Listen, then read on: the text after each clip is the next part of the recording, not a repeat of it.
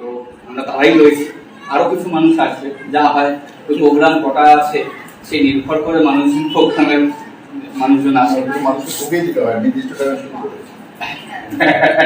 তারপরে দেখি। তো আমরা উদ্বোধনী প্রদীপ প্রজ্বলনের মাধ্যমে শুরু করি, তারপর আমাদের সেমিনার রয়েছে। আমরা খুব দীর্ঘায়িত করবো না, কারণ জানি ব্যথা দেয়, তারপরেও আমরা এই দুটো মানুষ রয়েছে, তারা খুব সহজ সরল ভাবে আপনাদের বলবে, যাতে আমাদের কান থেকে ঢুকে আমার মস্তিষ্কে ধাক্কা মারে সেই অবস্থান।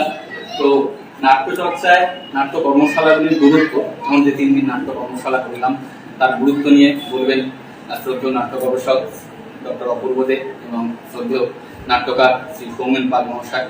আমরা শুনবো, তাকে আমরা আসি, প্রজ্বলন করি।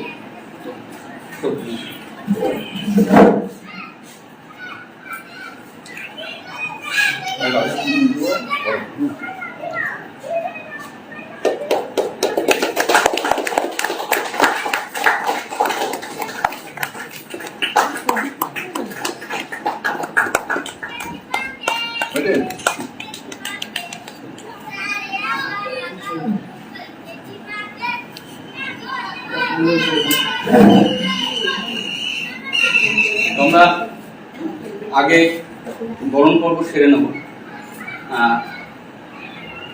আমি প্রথমেই বরণ করে নেব আমাদের সকলের প্রিয় নাট্যকার নাট্য গবেষক অপূর্ব দে মহাশয়কে। আমি বলবো অর্ধেক আসার জন্য, অপূর্বদাকে বরণ করে নেওয়ার জন্য।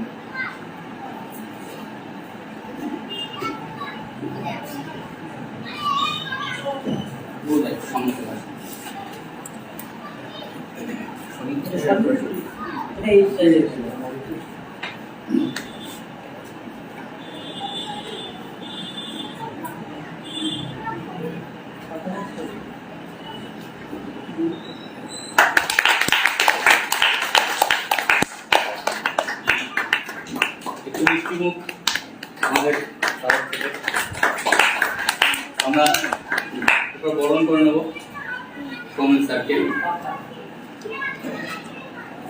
আমি অভিষেক দাকে রাখি। অভিষেক দা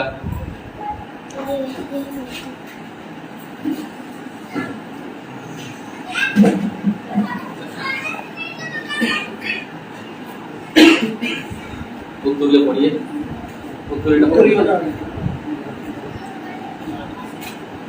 আমি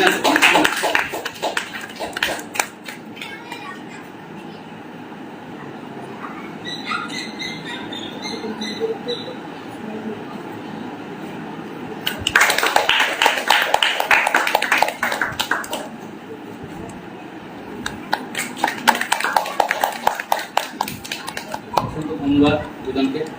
আমরা অল্প অল্প করে শুনে নেব নাট্য চর্চায় নাট্য কর্মশালাগুলির গুরুত্ব। তো প্রথমেই অপূর্বদার কাছেই শুনবো নাট্য চর্চায় নাট্য কর্মশালাগুলির গুরুত্ব। আমরা প্রচুর কর্মশালা করি, অপূর্বদাও বহু কর্মশালায় যায়, স্যারও প্রচুর কর্মশালায় যায়।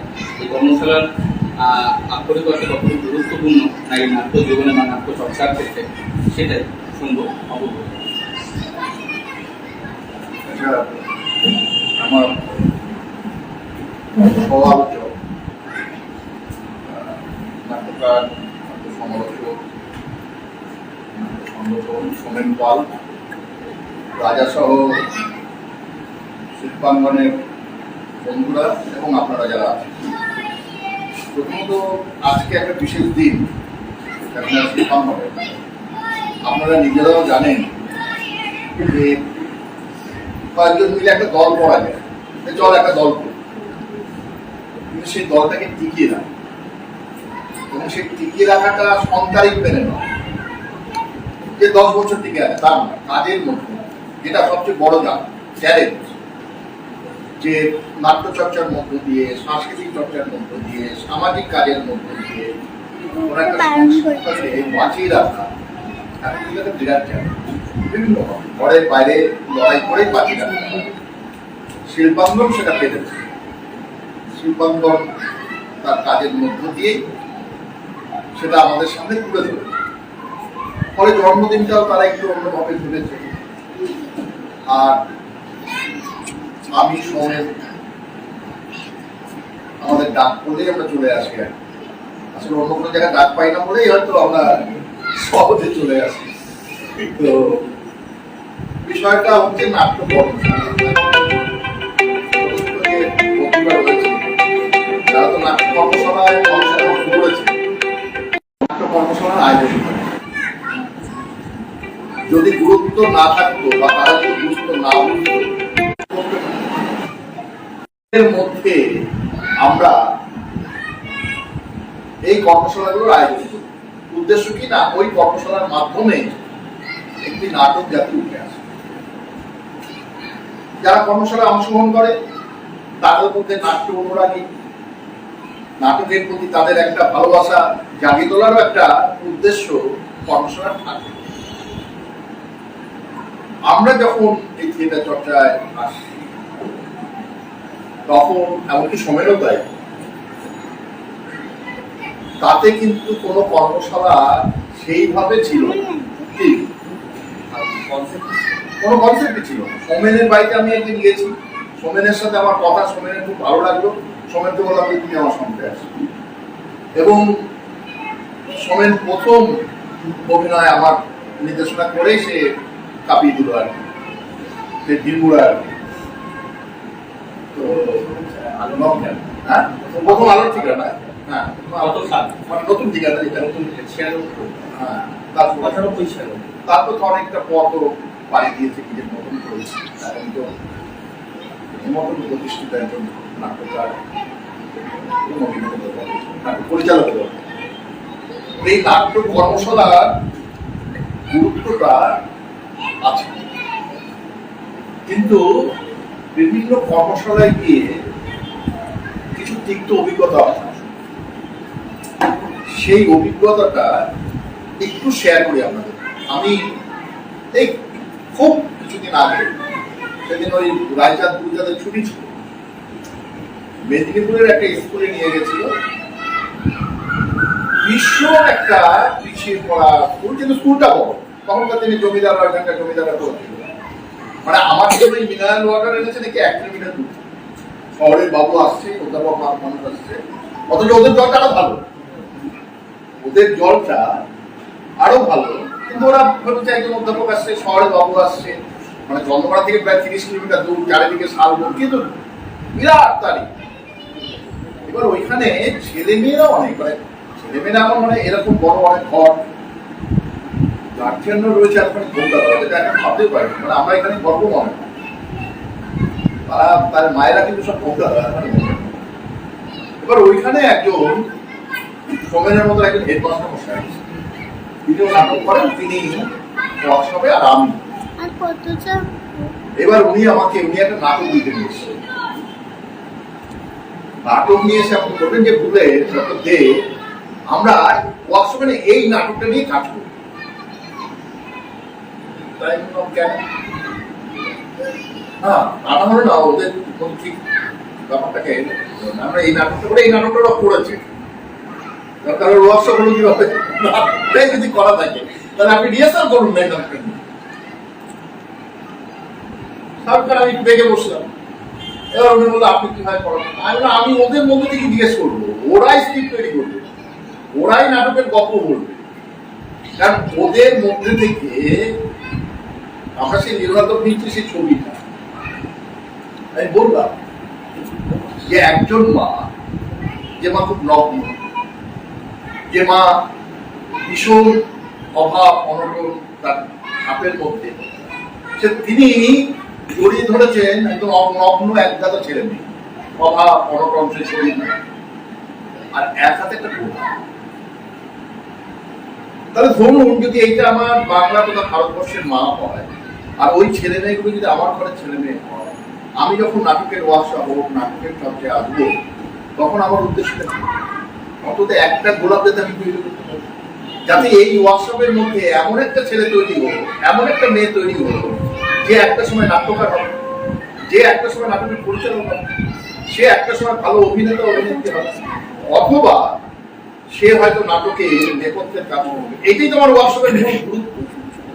আমি ওইখান থেকে আমার যে প্রতিভাগুলো সুপ্ত থাকে আমি কিভাবে তাদের বিকশিত করি। স্বাভাবিক কারণে ওইখানে যারা নিয়ে গেছিল তারা উন্নতি অবদান বুঝেছিল। আমি এই সমস্ত ছেলে মেয়েদের প্রথমে জিজ্ঞেস করলাম যে তোমরা কলেজে আসো,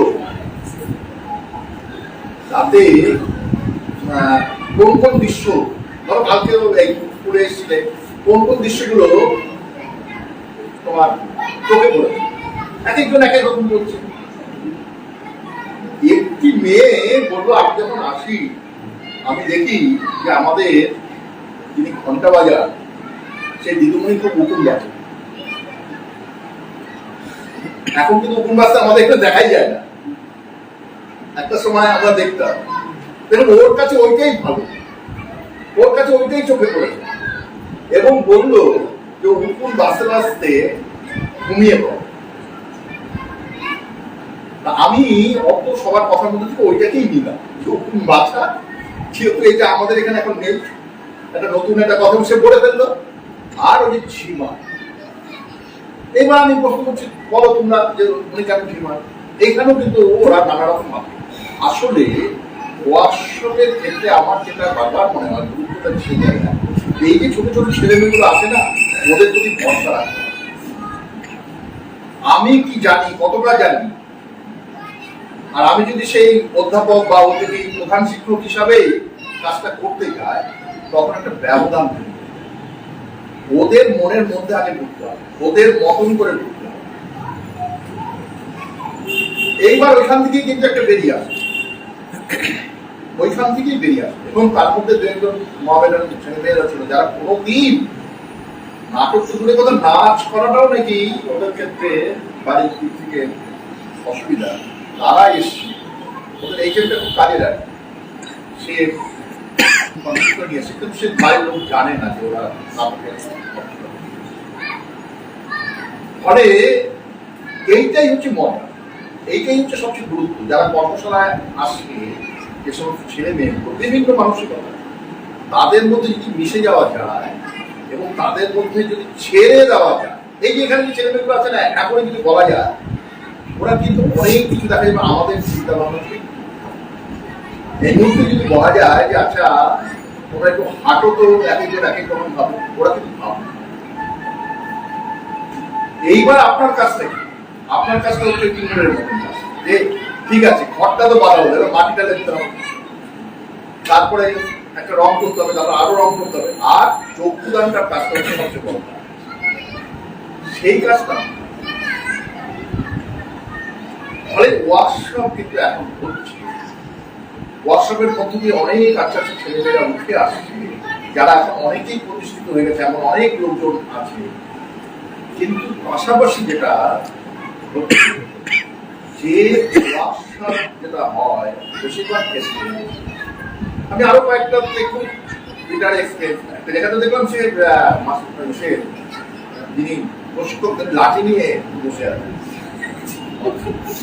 এবং বলছেন নাকি ওটা চাপ দণ্ড।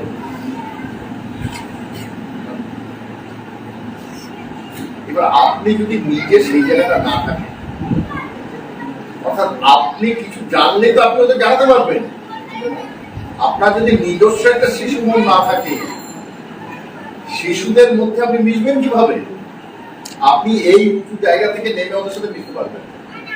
ওই সেই রবীন্দ্রনাথের বড় কিছু বড় হলে হবে না, ছোট হতে হবে। এবার আপনাকে বেরিয়ে আসতে হবে তার মধ্যে। আমি যদি মনে করি আমি একজন অধ্যাপক, আমি একজন ইত্যাদি না করে ওরা কি সেটা করে ভাবতে। আর এইখানেই হচ্ছে ওয়ার্কশপের। কেন ওয়ার্কশপের কিন্তু আরেকটা জায়গা, যে ধরুন একদম নতুন ছেলে যারা প্রথম ওয়ার্কশপ করতে আসে, তাদের সাথে একজনের সাথে হয়তো একজনের পরিচয়ও নেই, কিন্তু একটা বন্ধুত্বের জায়গা তৈরি হয়েছে। আমি যখন স্কুলে পেয়েছি তখন একবার স্কুলের মাস্টারমশাইদের নিয়ে নামদিকার একটা ওয়ার্কশপ করেছিল বাগবাজার বিভিন্ন 7 দিনের মধ্যে। তো তখনকার সময়ে আমাদের বেশ কিছু স্কুলের বন্ধু বান্ধব ওই ওয়ার্কশপের মধ্যে পরিচয় হয়েছিল। এখনো তাদের কয়েকজন আমাদের ছেড়ে চলে গেছে, কিন্তু এখনো তাদের সাথে আমাদের সেই বন্ধুত্বের জায়গাটা কিন্তু আছে। তারা সবাই যে নাটক করছে তা না, সবাই যে নাটকের মধ্যে আছে তাও না, কিন্তু তাদের দেখার মধ্যে, তাদের কথার মধ্যে কখনো মেসেজ পাঠাচ্ছে যে সেই ওয়ার্কশপের একটা ছবি আছে, তোমার সেই এইটা আছে, তুমি এখনো আছো, আমরা পারলাম না। অর্থাৎ ওয়ার্কশপের গুরুত্ব হচ্ছে যে একটা বড় লোকের একটা ছেলে মেয়ে আসে, আবার একটা গরিব ঘরের একটা ছেলে মেয়ে আসে, এরা একটা বন্ধুত্বের জায়গা তৈরি, যেটা অনেক সময় সমাজে হয়, স্কুলে হয়। একজন হয়তো গাড়িতে যাচ্ছে স্কুলে, আর একজন সাইকেলের পিছনে যাচ্ছে। এই যে জায়গাটা ওয়ার্কশপ কিন্তু সেটাই, এবং ওয়ার্কশপে যারা প্রশিক্ষক তাদেরও এটা মাথায় রাখে সেই জায়গাটা। যার জন্য আমি ওয়ার্কশপে গেলে সবচেয়ে যেটা করি সবার আগে, যে ভাই যদি টিফিন দাও তাহলে মুড়ি দাও। বাঙালির একান্ত প্রিয় গোপন খাদ্য মুড়িটা থাকলে কি হচ্ছে, প্রত্যেক ছেলেমেয়েরা কিন্তু ভালো খায়, তার মধ্যে যদি একটু সিঙ্গারা ফিঙ্গারা আসে সবাইকে নিয়ে যেত। এই যে জায়গাগুলো, অর্থাৎ ওদের ছোটবেলা থেকেই এইটা শিখে যাবে। এই সেদিন আমি একটা ওয়ার্কশপে খুব হয়েছিল, বড়দের ওয়ার্কশপে আমি যখন ঢুকছি তখন দেখি জুতোগুলো সব এলোমেলো। আমি এসে কোনো আগে জুতোগুলো সাজিয়ে আসছি, চলো আমরা সবাই মিলে আগে জুতোগুলো সাজি। ও আমার কলেজে এটা আমি সরি, আমার কলেজে এই দিনের ওয়ার্কশপে প্রথম আমি আগে জুতোগুলো কেন কেন এটা আমাদের নাটক করতে গেলে তোমাদের জানাই, বাচ্চাদের ছোট ছোট বন্ধুদের তিনটে ডি দরকার। এই একটা ডি হচ্ছে ডি ফর ডিসিপ্লিন, যেটা জীবনের প্রতিটা ক্ষেত্রে দরকার। পড়াশোনা বলো, খেলাধুলো বলো, গান বাজনা বলো, এমনকি যদি দুষ্টুমিও করতে যাও তাতেও একটা ডিসিপ্লিনের প্রয়োজন। আর একটা ডি হচ্ছে ডিটারমিনেশন, অর্থাৎ আমাকে এটা করতে হবে। আমরা যারা নাটক করি তাদের এই আমি কিছুক্ষণ আগে বলছিলাম, রাজাকে বলছিলাম আমার একটা রিহার্সাল, আমাকে একটা বড় পাঠ গিরিশের পাঠ করতে হচ্ছে, মানে আমার একটা ডিটারমিনেশন আছে যে গিরিশটা আমি করতে পারি আর না পারি, আমি আমার সবটা দিচ্ছি। ফলে তোমাদেরও, তোমরা যারা পড়াশোনা করছো তাদের একটা ডিটারমিনেশন থাকা দরকার, যারা নাটক করছে একটা ডিটারমিনেশন দরকার। পড়াশোনা করার ক্ষেত্রে কি হয়, ভালো রেজাল্ট করবে, এটা তো চাও, তাহলে সেইটা মাথায় রাখতে হয় যে ডিটারমিনেশন যে আমাকে ভালো রেজাল্ট করতে হবে। তা তুমি ভাবলে যে ভালো রেজাল্ট করবে আর সবাইকে বলে বেড়াবে জানিস আমি ভালো রেজাল্ট করবো, জানিস আমি ভালো নাটক করবো, ঠিক আছে, তাহলে ভালো রেজাল্ট হবে, ভালো নাটক হবে। তার জন্য কি দরকার, তার জন্য হচ্ছে ডেডিকেশন, অর্থাৎ তোমার শ্রম, তোমার সাধনা, তোমার ত্যাগ। এই যে তোমরা এই বিকেল বেলাটা খেলাধুলা না করে এইখানে এসছো আমাদের মতো দুজনের গল্প শুনতে, এটা তোমাদের থেকে আমাদের ভালো লাগে যে তোমরাও তো এসছো, তোমরা আর 5 জনের মতো নও। তোমাদেরই বন্ধু বান্ধবরা খেলছে, তোমাদেরই বন্ধু বান্ধবরা হয়তো বলছে দূর কি করতে যাবে, চল তো নাটক আর শিখতে হয়নি, সবকিছু শিখতে। এবং সেই শেখাটা আমাদের শুরু হয় মায়ের কাছে, মায়ের কাছ থেকে শেখা হয়, দেখবেন প্রথম। আর যাই শিখবে জীবনে সব কিছু দেখবে একটা সময় কাজে লাগে, কোনোটাই ফেলবে না। ফলে আর ওয়ার্কশপ গুলোতে কি হয়, ওয়ার্কশপ গুলোতে আরেকটা গুরুত্ব যেটা হয় যে ধরো অভিনয় যখন শেখানো হয় তার শারীরিক, বাচিক, শাব্দিক, আঙ্গিক সব কিছু আছে। এরপরে কি থাকে, একটু যদি সময় পাওয়া যায় তাহলে নাটকের রূপসজ্জা, নাটকের আলো, নাটকের আবহ, নাটকের মঞ্চ, এইটা তো আসে। ফলে নাটকের প্রতি উৎসাহ বাড়ানোর জন্য নাট্যরানী, নাট্যনদী, নাট্যকর্মী তৈরির জন্য ওয়ার্কশপের কিন্তু একটা গুরুত্ব আছে।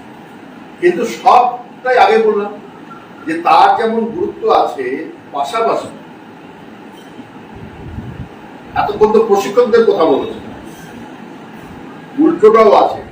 একটা ওয়ার্কশপ, এই যে ভাই বললাম নামদিকারের ওয়ার্কশপ করে এসেছি, ব্যাস আর এলাকায় আমাদের কে যায়, কে যায়, আমাকে একজন বলে বসেছিল আমার আন্ডারে কাজ করতে, জানেন আমি সুরঞ্জনা দাশগুপ্ত অধীনে ওয়ার্কশপ করেছি। কারণ সুরঞ্জনাকে এই কথা কোনো বলেছে বড়, তাই সুরঞ্জনকে ফোন করবো এইবার সে হয়ে গেছে, মানে তার আগে সুরঞ্জনাকে আমি চিনি না, আমার সাথে কোনো যোগাযোগ নেই। এইটাও একটা ওয়ার্কশপ তোমাকে শেখাবে যে কোনো সাফল্যকে সংযত ভাবে না। দেখবে রেজাল্ট বেরোনোর পর অনেক সবাই কারো কারো চলাফেরা ইত্যাদি এমন পাল্টে গেল, সাফল্যটা এমন ভাবে নিল, পরবর্তী ক্ষেত্রে সে সসম্মানে ফেলছে। সাফল্যটাকে সংযত হয়ে নিতে হবে। আবার যদি কোনো ব্যর্থতা হয়, অসুবিধা হয়, সেইটাকেও সহজভাবে ভেঙে পড়ানো। ওয়ার্কশপের গুরুত্বটা হচ্ছে ওয়ার্কশপ শিখিয়ে দেবে যে আচ্ছা এরকম করছে তো ও আরেকজন এই করছে, সেইভাবে বিষয়টাকে ভাবো। ফলে তোমরা নাটকের মধ্যে থেকে থাকবে, নাটকের ওয়ার্কশপ করবে। এই যে ধরো আজকে একটা ওয়ার্কশপ ভিত্তিক নাটক আছে এবং আমার ধারণা 2 দিন কি 3 দিনের, 2 দিন। দেখো 2 দিনের মধ্যে কিন্তু একটা নাটক তোলা কিন্তু বেশ কঠিন, কিন্তু তোমরা তুলে ফেলেছো। তাহলে তুলে ফেলেছো কিভাবে? তোমাদের ডিটারমিনেশন ছিল যে আমাদের তুলতেই হবে, 2 দিনের মধ্যে করতেই হবে, আমাদের অমুক শো। এইখানে হচ্ছে ওয়ার্কশপের তার কিছু ড্রব্যাক সবসময় থাকে, যে কোনো ক্ষেত্রেই থাকে, যেগুলো আমি 2-1টা ক্ষেত্রে বললাম। তবে তোমাদের থেকে দায়টা আমাদের বেশি। আমাদের দায়িত্ব মানে কি, যারা আমরা প্রশিক্ষক হিসাবে নিজেদের দাবি করে সেখানে যাচ্ছি, ওই যে বললাম, তারা যদি মূল বিষয়টাকে না বুঝতে পারে, না উপলব্ধি করতে পারে, না অনুভব করতে পারে, তাহলে বিপদের সম্ভাবনা বেশি। যে শিক্ষকই যদি ঠিক না হলো, ভালো ছাত্র তৈরি হবে। ভালো ছাত্র তৈরি করার ক্ষেত্রে যেমন ছাত্রের প্রতিভার একটা জায়গা আছে, তার শ্রম আছে, সাধনা আছে, পাশাপাশি শিক্ষককেও সঠিক পথটা চিনিয়ে দিতে হবে। 2 দিনে নাটক শিখে গেল তা তো নয়, কিন্তু একটা পথ চিনিয়ে দেওয়া, একটা অন্ধকার পথে একটা টর্চ বিয়ারের কাজ করা হচ্ছে এই কর্মসূচি। ঠিক আছে, এই প্রশিক্ষণ এইটুকু রইল, বাবুকে তো সময় আছে। ঠিক আছে,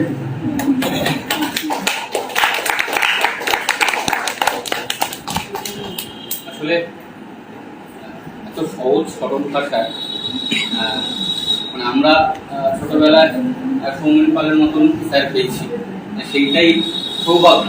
না হলে এমন জটিলতার জঞ্জালে পড়তাম, হয়তো অন্যরকম তৈরি হতাম। তো এত সহজ ভাষায় অপূর্বতা বোঝালো সত্যি, মানে যারা একদম ছোট থেকে বড় সবার জন্যই সহজ সরল ভাবে। আমরা এরপরে সৌমেন পাল মহাশয়ের কাছে যাবো। আসলে একটা গল্প, তো সম্ভবত 1993 কি 92 মাদ্রাজ শ্রীরাম বিদ্যাপীঠে তখন স্যার চাকরিরত। তখন একটি নাটক, হ্যাঁ ওই সরি ওই 95 পরে, তো এইরকম 97 বা এরকম কিছু একটা সময় হবে, তখন পেনচাঁদ ভবনে একটি নাটক দেখতে যাবে। তো পেনচাঁদ ভবনে তখন কাকিনাড়ায় যে দুর্নাম, তার সঙ্গে একটা সুনাম ছিল, একটা পেনচাঁদ ভবন ছিল, সেটা এখনো আছে। সেখানে এখনো নাটক হয়, সভা টভা হয়। তো সেইখানে একটি নাটক দেখতে যাই। সেই নাটকটা এখনো মনে রয়েছে, জেলের কয়েদি আছে, জেলের ব্যবস্থাপনা, স্কুল ছাত্র, এরকম মনে বিষয়টা ছিল। হ্যাঁ, তো সেই নাটকটা দেখতে তখন আমি ক্লাস 1 বা 2 এরকম, বদবির স্কুল, সেই সূত্রে আমি দেখতে গেছি। আর সেই মানুষটার সঙ্গে এসে পরিচয় 2005 নাগাদ স্কুল। তো একদিন একটা ওয়ার্কশপ হচ্ছে, তো সেখানে বাবলিদা রয়েছে, তীর্থঙ্কর চন্দ্র, অর্পিতাদি, নিরুপন্দা, এরা অনেকেই রয়েছে। তো একটা ওয়ার্কশপ শুরু হয়, তখন সবাই হুমুর করে, তখন কি ওয়ার্কশপ, কেন ওয়ার্কশপ, কারোর জানার বিষয় নেই, সবাই হুমুর করে দৌড়াচ্ছে, ওইখানে ওয়ার্কশপ হচ্ছে। সবাই আগে নাম দিয়েছিল, পরে আবার নাম কাটিয়ে নিয়েছে, না করবো না, না এটা ঠিক মনে হচ্ছে না। তো এইখানে আমরাও তখন দৌড়াই। তখন আমরা বললাম, স্যার যাবো? স্যার বলে উঠলেন, সব দাদারা যাচ্ছে, তো আমরা দৌড়াতে গেলাম। সেই ওখানে গিয়ে গাধা পিছিয়ে ঘোরা হওয়া যে কি জিনিস, মানে সেই 1 মাস ধরে আমরা ওয়ার্কশপ করলাম। তখন তীর্থঙ্কর চন্দ্রকে তখন আমরা সেইভাবে চিনিও না, জানিও না। 2 ওয়ার্কশপ, সেই ওয়ার্কশপের ফলশ্রুতি আজকে এখানে আমি দাঁড়িয়ে রয়েছি। সেটা ঠিক ওয়ার্কশপের কারণ। তো আমরা ওয়ার্কশপের কারণ অনেক কিছু ঘটে, জীবনের আমূল পরিবর্তন ঘটে। ওয়ার্কশপের জরুরি রয়েছে। আমি চলে যাব পরবর্তী বক্তা আমাদের প্রিয় শ্রদ্ধেয় স্যার সোমেন পাল মাস্টার। রাজা যেখান থেকে শেষ করলো যে স্কুলে প্রথম ওয়ার্কশপ করেছে, আমি এখন যে স্কুলের দায়িত্বে আছি প্রায় অনেক বছর হয়ে গেল, 15-16 বছর, সেখানে এখনো এই পরম্পরাটি আছে এবং সেটি তখন মাস্টারমশাই ছিলাম, এখন যেহেতু প্রধান সবটাই নিজেদের হাতে, ফলে আমার বিদ্যালয়ে কম করে বছরে 3টে ওয়ার্কশপ এবং সবসময় প্রোডাকশন রেডি। কেউ যদি বলে আজকে একটা নাটক করো কালকে আরেকটা করো, আমার ছেলেরা একদমই রেডি। এবং ওয়ার্কশপের একটা নাটকের যা যা আঙ্গিক আছে তার সমস্ত বিষয়েরই ওয়ার্কশপ হয়। অর্থাৎ আমার বিদ্যালয়ে 5 থেকে 12 অবধি যে গেল সেই থিয়েটারে থাকে, মোটামুটি কোনো বিষয় নেই যে তার যারা বাইরে আছে, অর্থাৎ শুধু লাইটের ওয়ার্কশপ, শুধু মেকআপের ওয়ার্কশপ, অ্যাক্টিং ইত্যাদি আছে। এবার প্রশ্ন হচ্ছে ওয়ার্কশপগুলো কেন?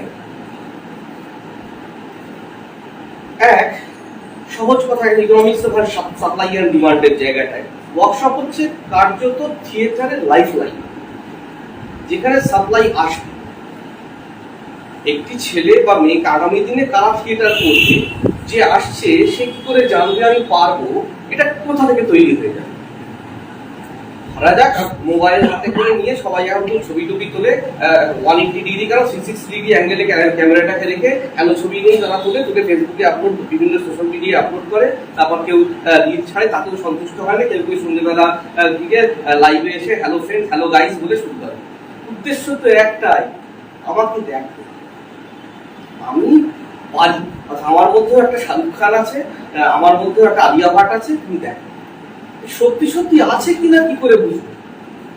সরাসরি তো তোমাকে কেউ সিনেমায় চান্স দিয়ে দেবে না, কেউ কোনো নাটকের দল চান্স দেবে না। তুমি মনে মনে ভাবতেই পারিস, খেলা দেখে দেখে বলটা চলে গেল, ফাঁকা গেল, গোলটা দিতে পারলি না।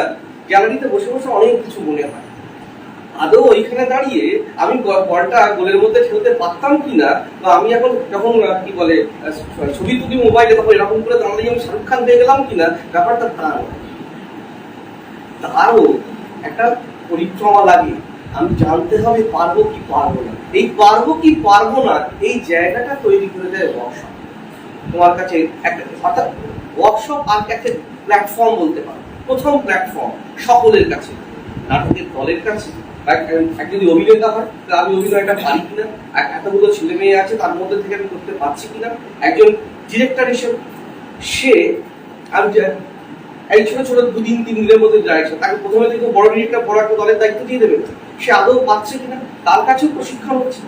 যে অন্যান্য কাজ করে, ছবি আঁকতে পারে বা অন্য ক্রাফটের কাজ করতে পারে, তার কাছে এটা বলে আমারও প্রয়োজনীয়তা আছে, যে নাচতে পারে, গাইতে পারে, সবকিছু নিয়ে আমি পারবো কি পারবো না এই জায়গাটা তৈরি করে দিচ্ছে ওয়ার্কশপ। সাপ্লাই লাইনটা ওইখানে এক আমার ভালো লাগবে। একটা ওয়ার্কশপের পথে যেন রাজা কিছু লাগিয়ে বললো যে সবাই যাচ্ছে, তারপর সবাই নাম কাটি, কেন আমার ভালো লাগছে না। তো এটা আছে বলে এটা করা সম্ভব। তুই তাহলে এবার কেন কি শিখবো? একটা ওয়ার্কশপে আমরা কি শিখতে পারি, কেন যায়?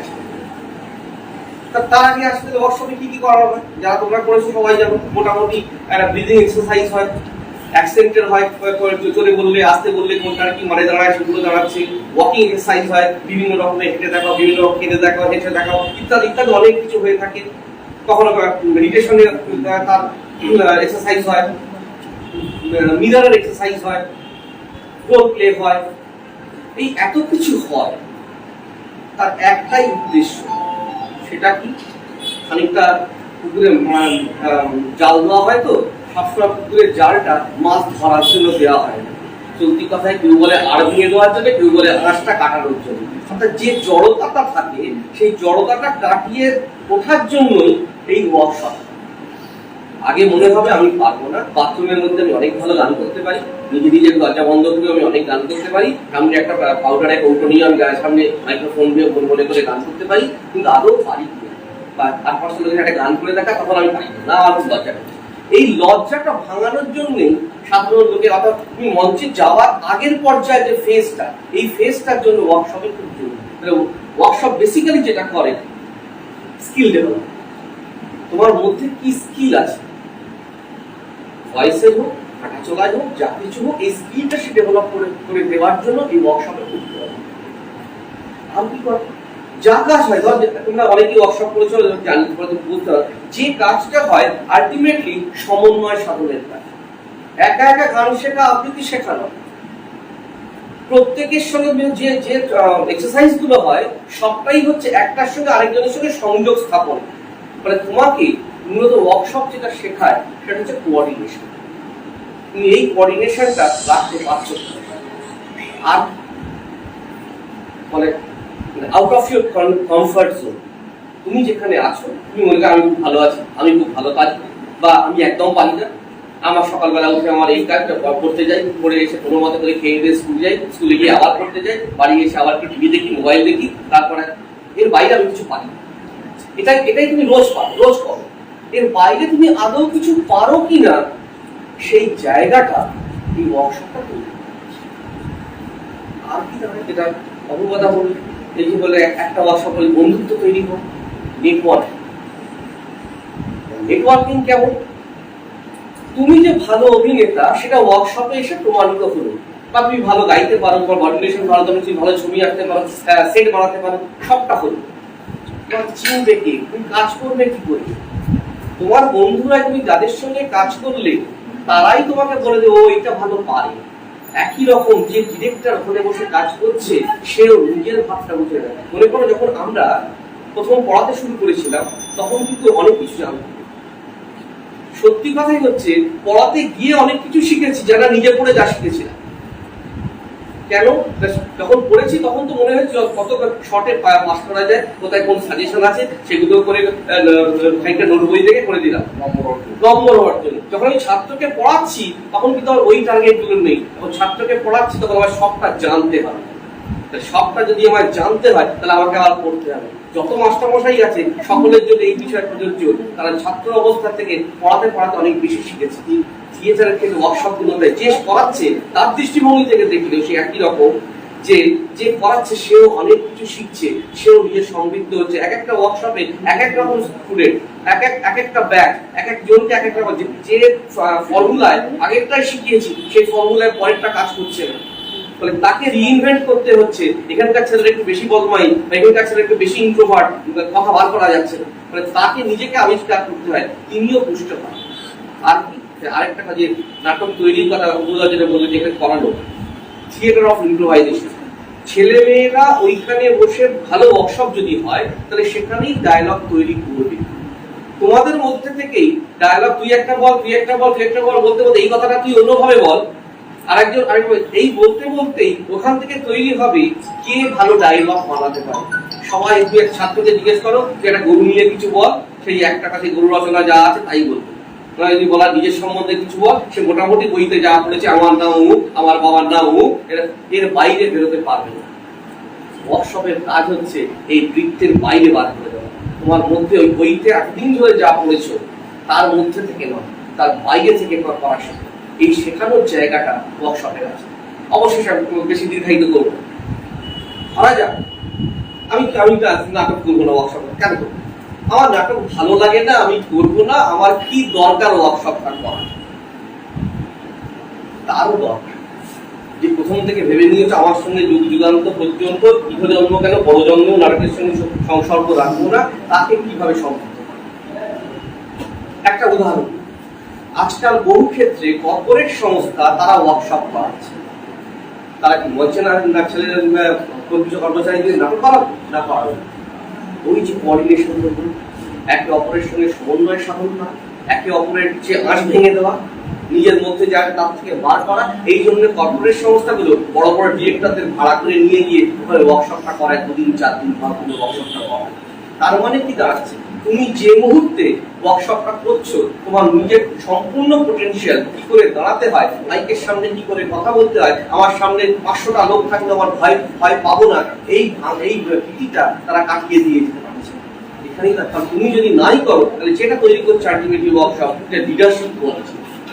যে লিডারশিপ কোয়ালিটি তুমি পরবর্তীকালে মার্কেটিং করতে যাও, সেলসম্যান হও, তখন তোমার এই লিডারশিপ কোয়ালিটি কাজে লাগবে, এই ইম্প্রোভাইজেশন কাজে লাগবে। আমার কাছে কিছু নেই তারপরও সেটাকেই এনক্যাশ করে দেওয়া, এই জায়গাটা কাজে লাগবে, ফলে ওয়ার্কশপের গুরুত্ব অপরিসীম, এখানে আর কোনো বিষয় নেই। এবার শেষ করে আসি বিষয়টা, যে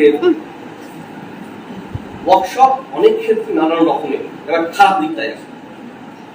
আমরা জানি ওয়ার্কশপ বহু ক্ষেত্রে গ্রান্ট কেন্দ্রিক, তোমাদের ছোটদের ক্ষেত্রে আমরা বোঝাতে না হলেও চলবে, তারপরও বলবো না থাক এই সঙ্গে বলবো না, এটা খারাপ দিকে চলে যাচ্ছে।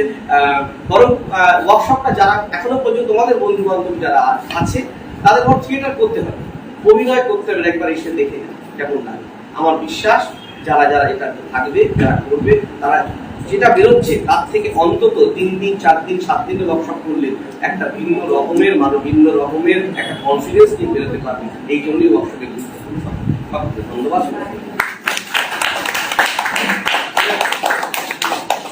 ওয়ার্কশপের গুরুত্ব শুধুমাত্র থিয়েটার করা না, স্যারের কথায় অনেক বিষয় ফুটে আমাদের ব্যক্তি জীবনের কতটা তার প্রভাব, শুধু কেউ যদি থিয়েটার নাও করে তার জন্য কতটা প্রয়োজনীয় সেটা কিন্তু আমরা ওয়ার্কশপের মাধ্যমেই পাই। তো আমরা অসংখ্য ধন্যবাদ জানি। আমরা তার আগে আমাদের এই সার্টিফিকেটগুলো আছে, ছোটদের সবাইকে ডিস্ট্রিবিউট করবো, আপনারা একটু করে দিন। সৌরভ ভট্টাচার্য, বড় ছোট মিষ্টি,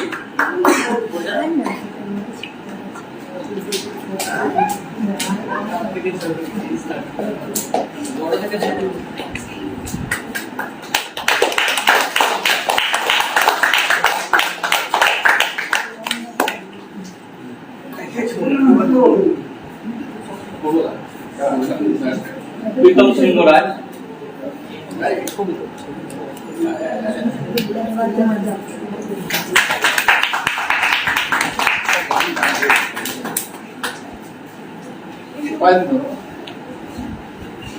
অভিষেক দাস,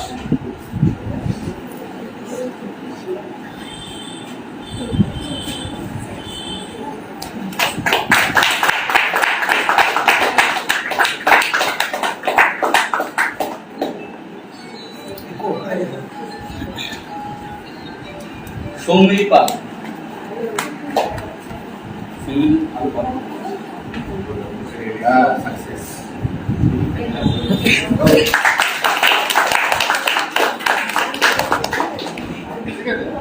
রাধা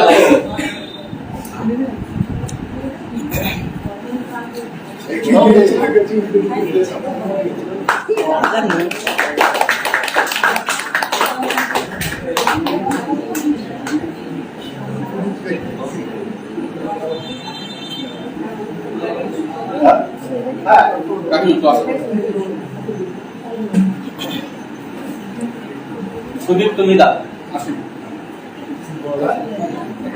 সিনিয়র দাও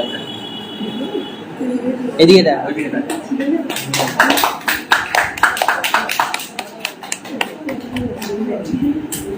খুব ভালো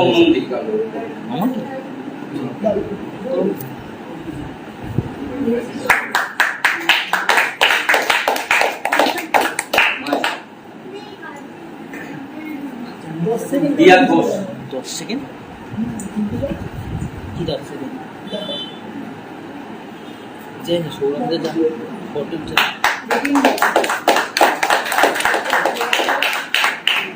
ভালো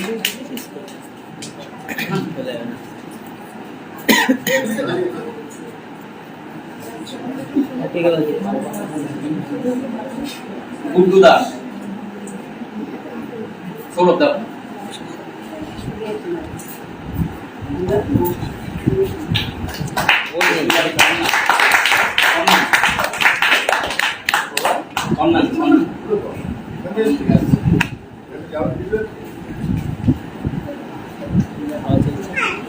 সুভাষ ব্যানার্জি,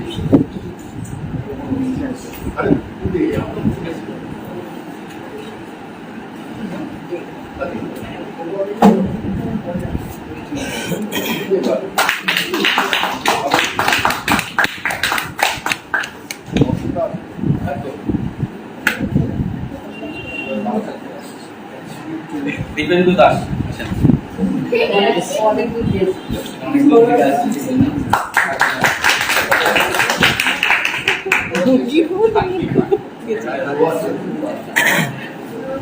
আমরা এরপরে চলে যাবো ছোটদের তৈরি করা নাটকে, তারপর স্মৃতিময় যারা রয়েছে তার মাঝখানে আমরা মৌসুমী দিই। আগে একটা একসাথে সবার সাথে ছবি তুলে নিই। একটা ইয়ে দিয়ে একটা ছবি তুলে নিই। সবাই চলে আসে সার্টিফিকেটটা নিয়ে, তারপরে সার্টিফিকেট নিয়ে মৌসুমীকে সবাই একটু ডাকবো। সবাই সার্টিফিকেট নিয়ে চলে আসে, একটা ছবি তুলে নিই।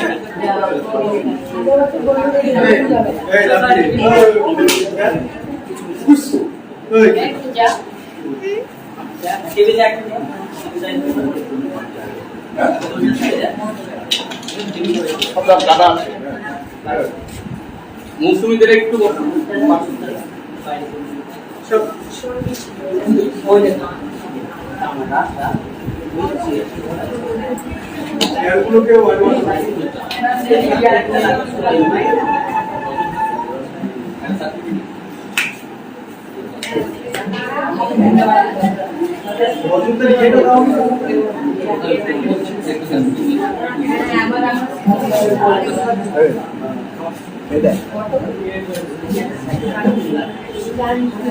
রজতদা চলে আসো।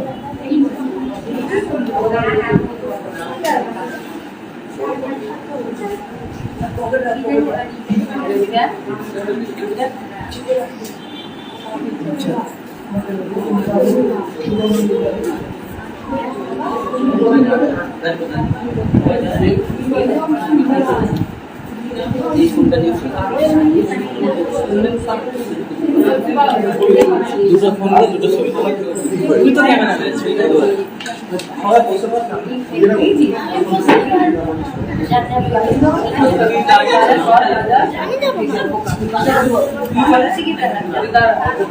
সামনে আছে।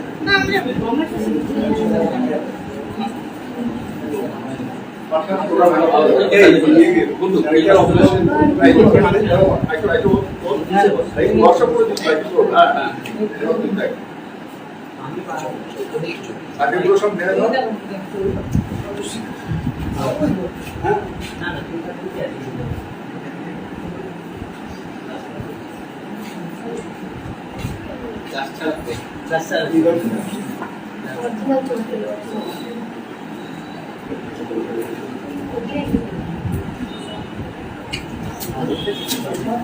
আমরা এবার আমার নাটকে চলে যাবো। খুব ছোট নাটক, এই দুজন